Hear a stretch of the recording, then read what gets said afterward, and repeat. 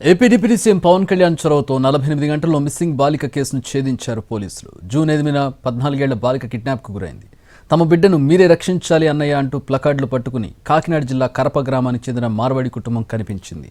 అఖండ Godavari project ప్రారంభోత్సవానికి వెళ్లిన పవన్ కళ్యాణ్ దీనిపై ఆరా తీశారు.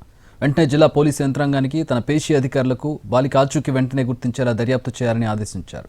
దీంతో జిల్లా పోలీసు అధికారులు 48 గంటల్లోపే బాలిక ఆచూకీ గుర్తించి బాలికను ఆమె కుటుంబానికి అప్పగించారు. ఈ ఘటనకు పాల్పడిన వారిపై చట్టపరమైన చర్యలు తీసుకోవాలని డిప్యూటీ సీఎం పవన్ కళ్యాణ్ ఆదేశించారు.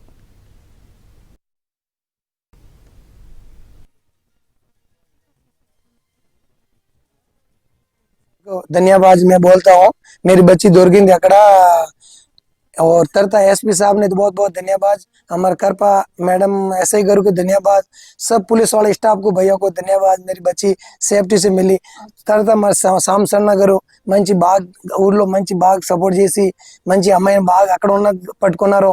बहुत बहुत धन्यवाद पुलिस वाले अंदर ने एसआई गाరు मैडम सीआई गाరు ने तरता पवन सर के बहुत बहुत बधाई हम धन्यवाद।